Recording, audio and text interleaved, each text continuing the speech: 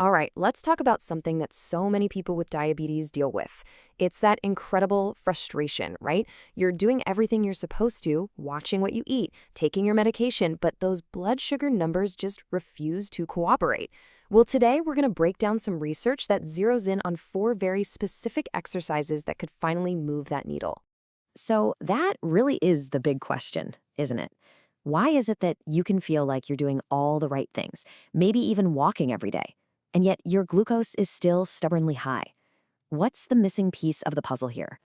The source we're digging into today says the secret isn't what you probably think it is. It's not about grinding out hours and hours of exercise. It all comes down to what kind of movement you're doing. See, certain exercises act like a switch, sending a powerful signal to your muscles to literally start pulling sugar out of your bloodstream. And for anyone managing diabetes, that's the whole ballgame. We want to get that sugar out of the blood and into the cells where it can be used for fuel. Some of these methods work for hours, even days after you're done. Okay, let's kick things off with number 1, and it's probably the most accessible for everyone: brisk walking. The source calls this the underestimated weapon, and you're about to see why. This is something that costs absolutely nothing but can be more powerful than some medications. Now check out this number, 1.3%. According to the study, just 30 minutes of brisk walking a day can drop your HbA1c, that's your 3-month blood sugar average, by up to 1.3 percentage points in only 12 weeks. Now, for anyone who tracks their A1c, you know that is a massive drop. It's the kind of result that really makes you sit up and pay attention. So how on earth does it work? Well, it's all about these things called GLUT4 transporters. The easiest way to think of them is like little gateways on your muscle cells. When you walk briskly, the simple act of your muscles contracting physically forces these gates open. This allows glucose to move directly from your blood into the muscle to be used as energy, completely bypassing the need for insulin. It's an incredible biological. So how do you actually do this right? Well, the plan is pretty clear. The ideal pace is about 5 to 6 kilometers per hour. You should be able to talk, but not sing. And the timing is key. Aim to walk within 15 minutes after you finish a meal.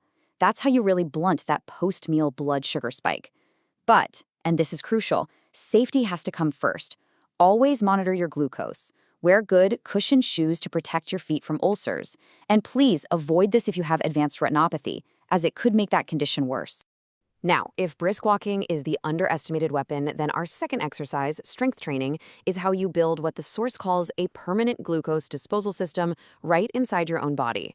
I absolutely love this analogy of a metabolic sponge, because that's exactly what muscle is. When you do resistance training, you're not just getting stronger, you are literally building more storage tanks for sugar. Every pound of muscle you add acts like a bigger sponge, constantly soaking up glucose from your bloodstream 24/7, even when you're just sitting on the couch or sleep. And hey, remember those GLUT4 gates we just talked about? Well, if walking was good at opening them, strength training is even better.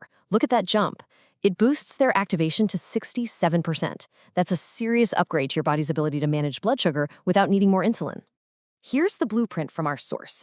Notice it's not about living in the gym, just 2 to 3 sessions a week with plenty of recovery time. And the advice to master your form with just your body weight first is so important. Now, the safety warnings here are non-negotiable. Don't start a workout if your blood sugar is already over 250, and if you take insulin, talk to your doctor because you'll likely need to reduce your dose on training days to prevent a dangerous low. All right, on to number 3, and this one is for anyone who has ever said, I just don't have the time to exercise. This is high-intensity interval training, or HIIT, and our source calls it the fastest method for getting results, often in less than 20 minutes.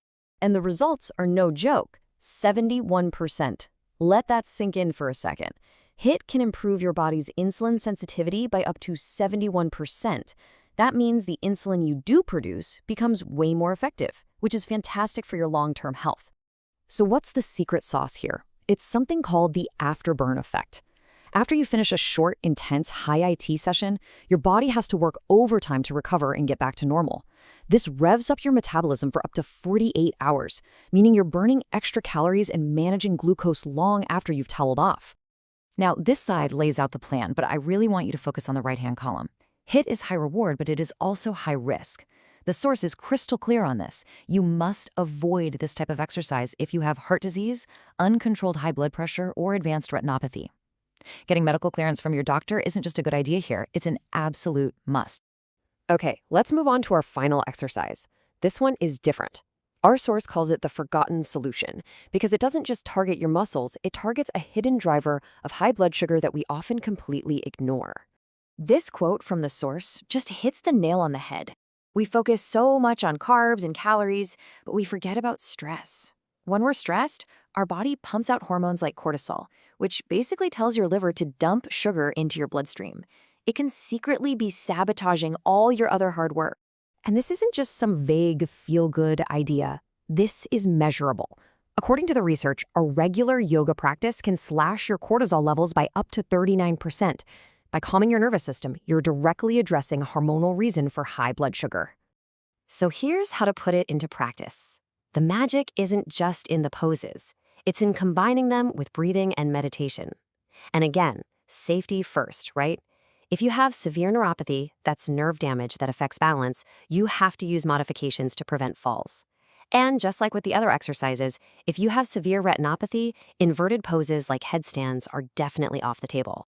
So what does all this boil down to? Look, the source isn't saying there's one single magic bullet. It's handing you a toolkit.